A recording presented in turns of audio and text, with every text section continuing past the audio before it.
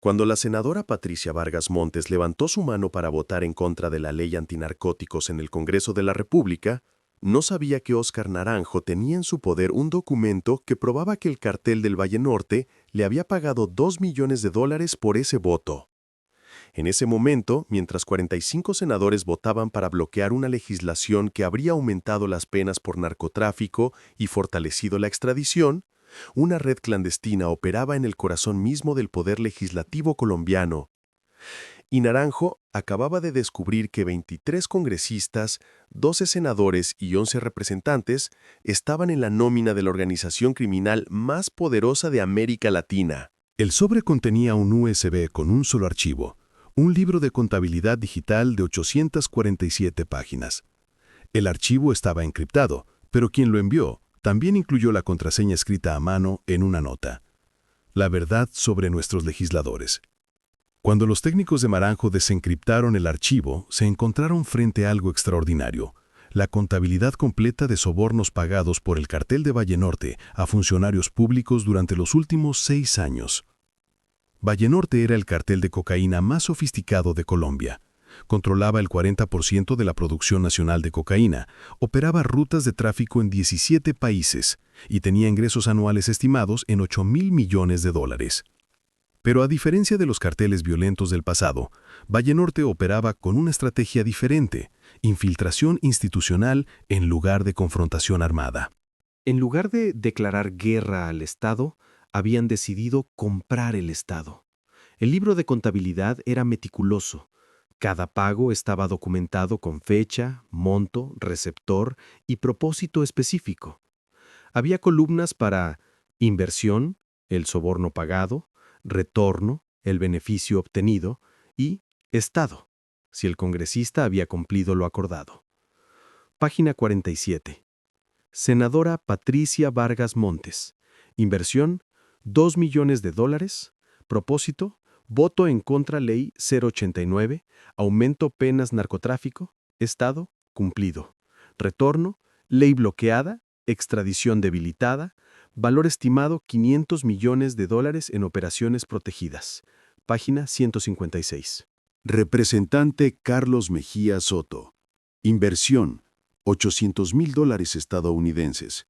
Propósito, obstrucción Comisión Investigadora Narcopolítica. Estado, cumplido. Retorno, comisión disuelta sin conclusiones. Página 289. Senador Jorge Villa Cruz. Inversión, $1.500.000 estadounidenses. Propósito, filtrar información de operativos policiales. Estado, cumplido. Retorno, 7 operativos saboteados, 120 toneladas cocaína protegidas. Y así, página tras página, 23 legisladores comprometidos. Algunos habían recibido pagos únicos por votos específicos. Otros estaban en la nómina mensual del cartel, recibiendo honorarios de hasta $50.000 mensuales por mantener informado al cartel sobre investigaciones legislativas y filtrar información confidencial. Pero lo más inquietante no eran los pagos individuales, era la coordinación estratégica. Pero lo más impactante estaba por venir. El cartel no había comprado congresistas al azar. Había identificado estratégicamente a miembros de comisiones clave. La Comisión de Acusaciones, que investigaba a funcionarios de alto nivel; la Comisión de Paz, que negociaba con grupos armados; y la Comisión de Justicia, que aprobaba legislación penal. Habían construido una mayoría de facto en cada comisión crítica. Cualquier investigación contra el cartel podía ser bloqueada. Cualquier ley que amenazara sus intereses podía ser derrotada. Cualquier operativo policial importante podía ser filtrado con anticipación. No era corrupción oportunista, era captura sistemática del Estado. Naranjo sabía que estaba frente a la evidencia más explosiva de su carrera, pero también sabía que el documento podría ser una trampa. ¿Quién lo había enviado? ¿Por qué? ¿Era genuino o era una operación de desinformación diseñada para desestabilizar el Congreso? Ordenó verificación forense completa. Durante 3 semanas, equipos de expertos analizaron el archivo. Verificaron transferencias bancarias documentadas.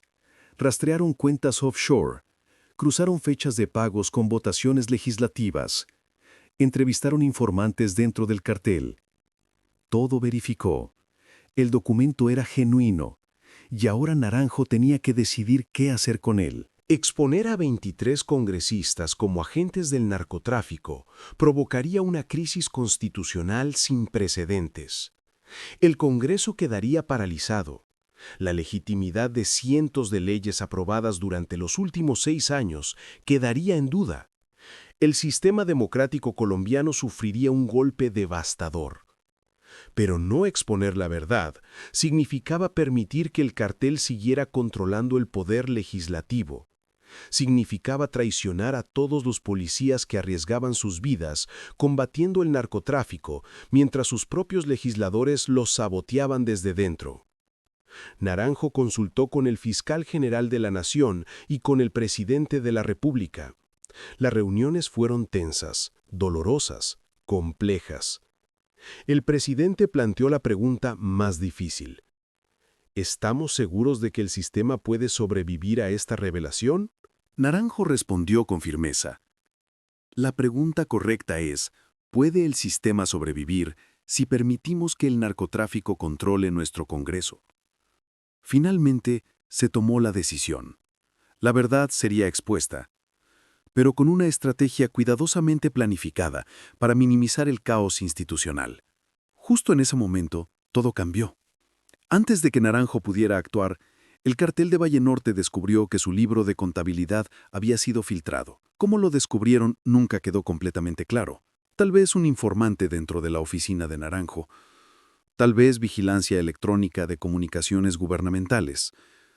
Tal vez simplemente observaron el cambio en el comportamiento de los congresistas comprados que comenzaron a actuar con paranoia. Pero lo descubrieron. Y su respuesta fue rápida y brutal. El 3 de octubre, el informante que había filtrado el documento fue encontrado muerto en su apartamento en Cali. Su nombre nunca fue revelado públicamente, pero Naranjo supo quién era. Alberto Ramírez, contador interno del cartel durante 12 años, quien había decidido entregar la evidencia después de que sicarios del cartel asesinaran a su hija de 17 años en un ajuste de cuentas equivocado. Ramírez había enviado el USB a Naranjo como su último acto antes de desaparecer, pero el cartel lo encontró primero. La escena del crimen era un mensaje. Ramírez había sido torturado durante horas antes de morir, y su cuerpo fue dejado con una nota clavada en el pecho: «Esto pasa a los que traicionan a la familia». El asesinato de Ramírez aceleró todo. Ya no era posible una estrategia cautelosa y gradual. El cartel sabía que su secreto estaba expuesto. Comenzarían a destruir evidencia, intimidar testigos y posiblemente eliminar a los congresistas comprados que pudieran convertirse en testigos cooperadores. Naranjo tenía que actuar inmediatamente. Óscar Naranjo coordinó con el fiscal general para ejecutar la operación de captura más grande en la historia del Congreso colombiano. Se emitieron 23 órdenes de captura simultáneas contra los legisladores comprometidos. Las órdenes fueron firmadas por jueces de la Corte Suprema de Justicia a las 2 de la mañana de un jueves. Pero había un problema logístico crítico. Los congresistas gozaban de fuero constitucional.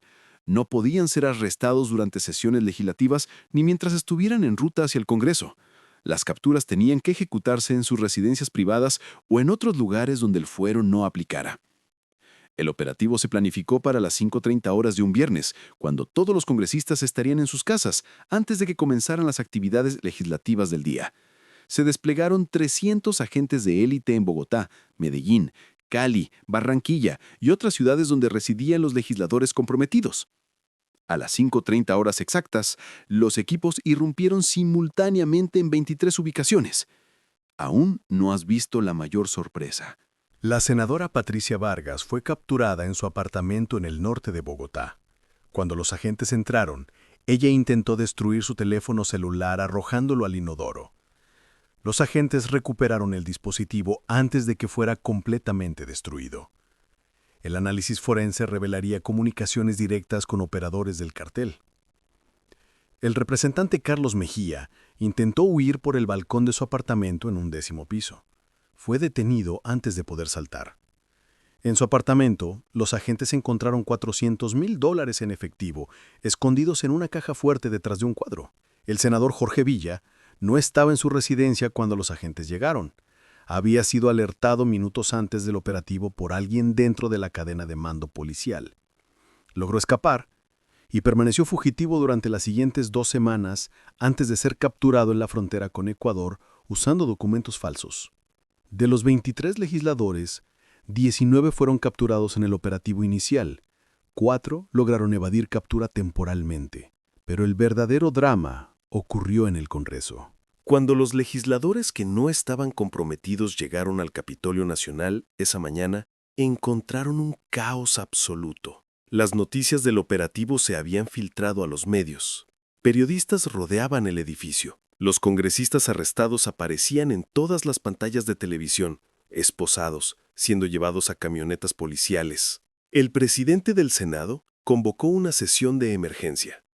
Por primera vez en la historia de Colombia, el Congreso debatió públicamente si debía continuar funcionando con 23 de sus miembros bajo arresto por narcotráfico. Hubo gritos, acusaciones, denuncias de golpe de Estado. Algunos legisladores defendieron a sus colegas arrestados, alegando persecución política. Otros exigieron su expulsión inmediata.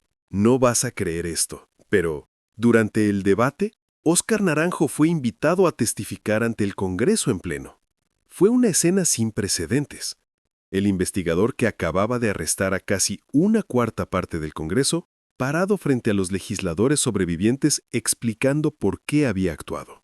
Naranjo llevó consigo una carpeta con copias del libro de contabilidad del cartel y comenzó a leer en voz alta ante las cámaras de televisión transmitiendo en vivo a toda la nación.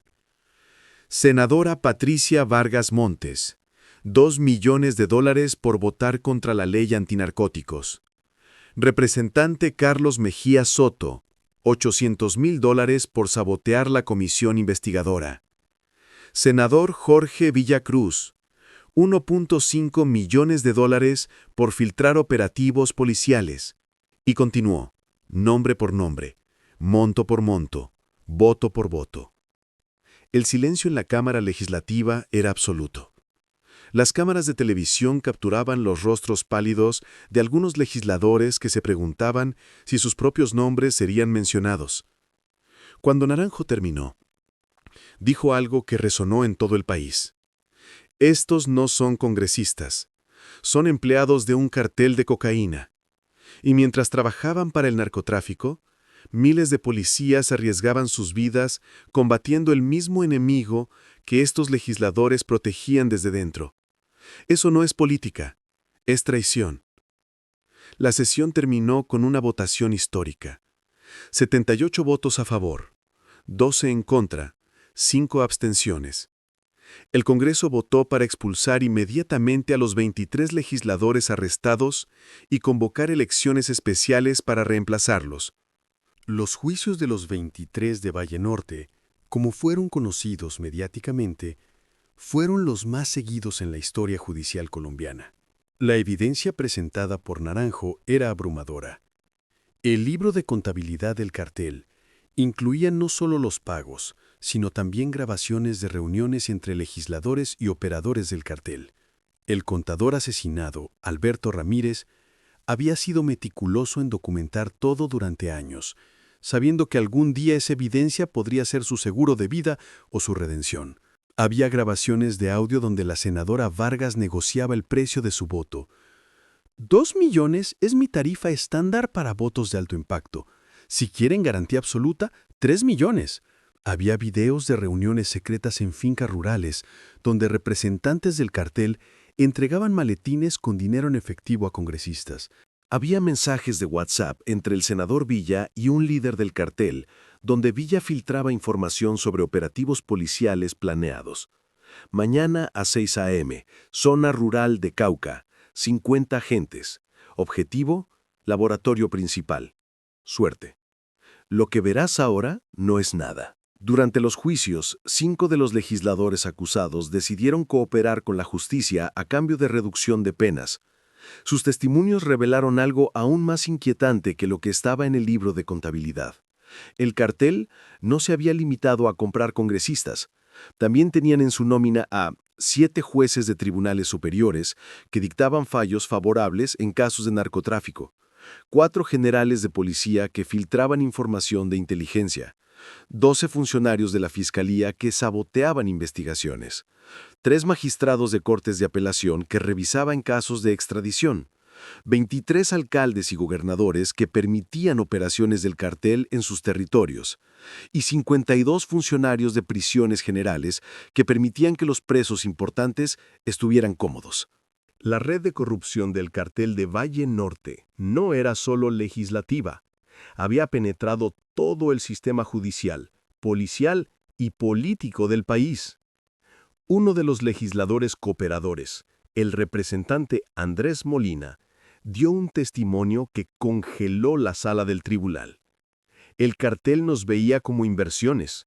Literalmente calculaban el retorno de inversión de cada soborno. Me pagaron $500,000 por bloquear una ley. Esa ley les habría costado cientos de millones en operaciones interrumpidas.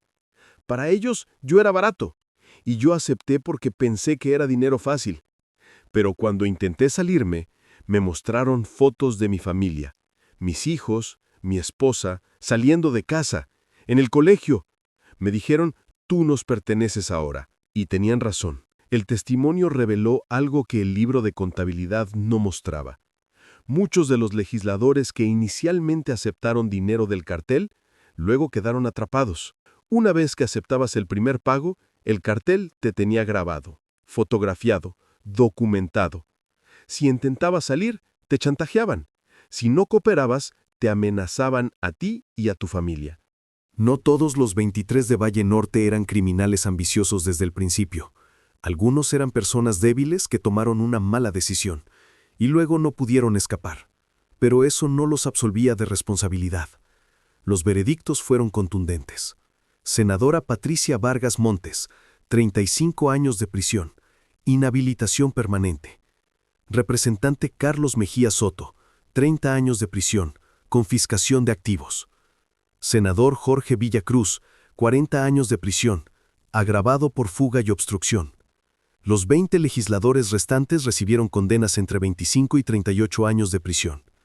Los 5 cooperadores recibieron condenas reducidas entre 15 y 20 años, pero con inhabilitación permanente para cargos públicos.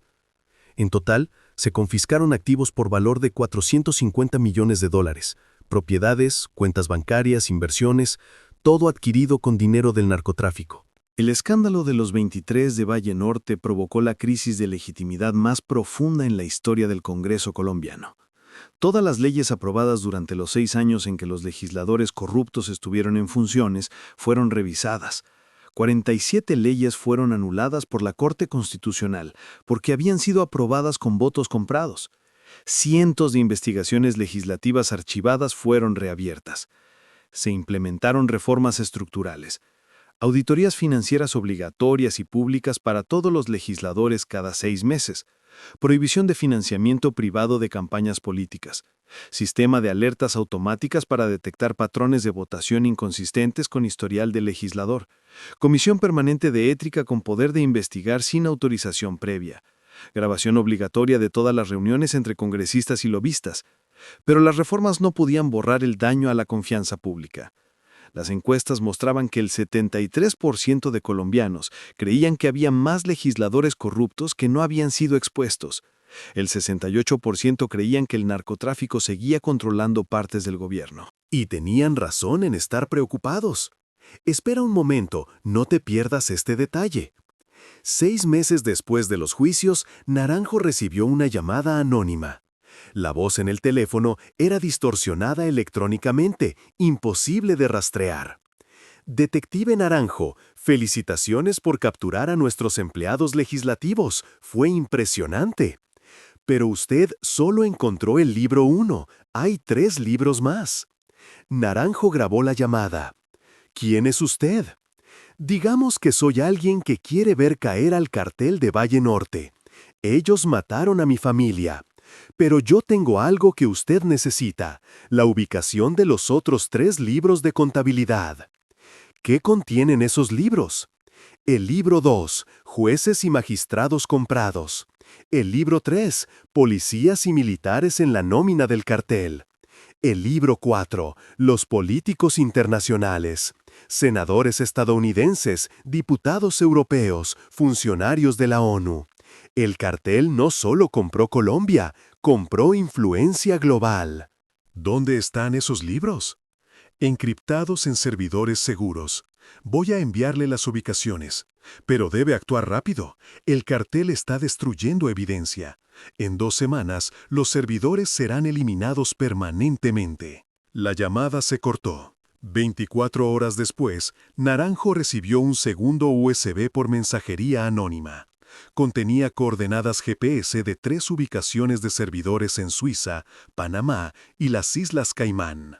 Naranjo coordinó con autoridades internacionales. Se obtuvieron órdenes judiciales. Los servidores fueron confiscados. Y los archivos que contenían superaron las peores expectativas de Naranjo. El libro 2 documentaba sobornos a 34 jueces y 8 magistrados. El libro 3 documentaba pagos a 56 policías de alto rango y 12 oficiales militares. El libro 4 era el más explosivo. Documentaba pagos de influencia a 3 senadores estadounidenses, 5 parlamentarios europeos, 2 funcionarios de la DEA y 7 empleados de Naciones Unidas involucrados en programas antinarcóticos. El cartel de Valle Norte no había infiltrado solo el sistema colombiano. Había construido una red de influencia que alcanzaba Washington, Bruselas y las oficinas de las agencias internacionales que supuestamente combatían el narcotráfico.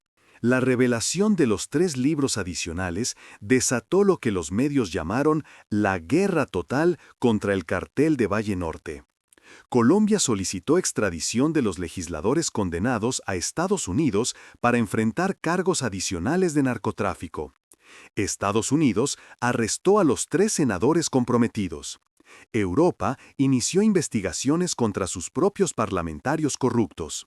La ONU lanzó una purga interna sin precedentes. Pero el cartel no se quedó quieto. En respuesta a los arrestos masivos, Valle Norte ejecutó una campaña de violencia que Colombia no había visto en décadas. Asesinaron a 7 fiscales que investigaban el caso. Detonaron bombas en 3 estaciones de policía. Ofrecieron recompensas de $1 millón por la cabeza de Óscar Naranjo. El país entró en lo que parecía una repetición de los peores días de la guerra contra los carteles en los años 90. Pero esta vez, el Estado colombiano respondió con una coordinación sin precedentes. Operativos simultáneos en 40 ciudades desmantelaron la estructura operativa del cartel. Se capturaron 847 miembros de la organización en 6 meses. Se confiscaron 340 toneladas de cocaína. Se intervinieron 180 empresas fachada. Y finalmente, en un operativo en la selva del Valle del Cauca, fueron capturados los 3 líderes principales del cartel de Valle Norte. Roberto el Químico Salazar, cerebro financiero. Hernán el Patrón Carvajal, líder operativo. Y Gustavo el Fantasma Ríos, jefe de sicarios. Los 3 fueron extraditados a Estados Unidos para enfrentar cargos de tráfico de drogas, lavado de activos y conspiración para cometer asesinato. 3 años después del descubrimiento del primer libro de contabilidad, Óscar Naranjo fue condecorado por el presidente de Colombia, el presidente de Estados Unidos y el secretario general de las Naciones Unidas por su investigación. Pero para Naranjo, las condecoraciones eran agridulces. Alberto Ramírez, el contador del cartel que filtró la evidencia original, nunca recibió reconocimiento público. Su familia no pudo asistir a su funeral porque seguían bajo protección de testigos. Su hija, cuyo asesinato lo motivó a traicionar al cartel, fue enterrada en una tumba sin nombre para proteger a los sobrevivientes. El verdadero héroe de este caso es un hombre cuyo nombre nunca podremos decir en voz alta, dijo Naranjo en su discurso de aceptación de la condecoración. Él sacrificó todo por exponer la verdad, y yo solo puedo esperar haber hecho justicia a su memoria. Los 23 legisladores originales siguen cumpliendo sus condenas. Ninguno ha expresado remordimiento genuino. Algunos siguen insistiendo en que fueron víctimas de persecución política. Los jueces, policías y militares expuestos en los libros subsecuentes también fueron juzgados y condenados. El sistema judicial colombiano procesó más de 200 casos de corrupción relacionados con el cartel en 3 años. Pero hay algo que persigue a Naranjo hasta hoy. El cartel de Valle Norte fue desmantelado. Sus líderes están en prisión. Su red de corrupción fue expuesta y destruida. Pero el mercado de cocaína no desapareció. La demanda global por drogas no se evaporó. Los 8.000 millones de dólares anuales que Valle Norte generaba no se esfumaron en el aire. Otros carteles llenaron el vacío. Organizaciones más pequeñas y dispersas ahora controlan el territorio que Valle Norte dominaba. Y algunos de esos nuevos carteles están siendo más inteligentes. Aprendieron de los errores de Valle Norte. No documentan sus sobornos, no mantienen libros de contabilidad, operan con más cautela. La guerra contra el narcotráfico continúa y probablemente nunca terminará mientras exista demanda global de drogas ilegales. Pero al menos por ahora, el Congreso colombiano está libre de control directo del narcotráfico. Las leyes se aprueban por méritos legislativos, no por sobornos. Los policías ya no ven sus operativos saboteados sistemáticamente desde dentro del gobierno. Es una victoria, pero es una victoria temporal en una guerra que nunca termina completamente.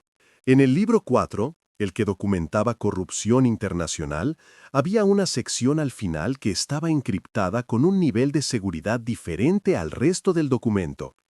Los expertos forenses han intentado durante 3 años romper esa encriptación. Han logrado descifrar solo fragmentos. Lo poco que han podido leer sugiere algo aterrador. Proyecto Soberanía, fase 3, objetivo, infiltración de agencias antinarcóticos internacionales, presupuesto, 2.000 millones USD, estado en progreso. Debajo hay una lista de nombres con códigos en lugar de identidades reales. Sujeto A47, jefe de operaciones, DEA. Sujeto B23, director regional, Europol. Sujeto C89, coordinador antinarcóticos, Interpol. Sujeto D56, asesor principal, UNODOC. En el libro 4, el que documentaba corrupción internacional, había una sección al final que estaba encriptada con un nivel de seguridad diferente al resto del documento. Los expertos forenses han intentado durante 3 años romper esa encriptación. Han logrado descifrar solo fragmentos. Lo poco que han podido leer sugiere algo aterrador. Proyecto Soberanía, fase 3, objetivo, infiltración de agencias antinarcóticos internacionales, presupuesto, 2.000 millones USD, estado en progreso. Debajo hay una lista de nombres con códigos en lugar de identidades reales. Sujeto A47, jefe de operaciones, DEA. Sujeto B23, director regional, Europol. Sujeto C89, coordinador antinarcóticos, Interpol. Sujeto D56, asesor principal, UNODOC.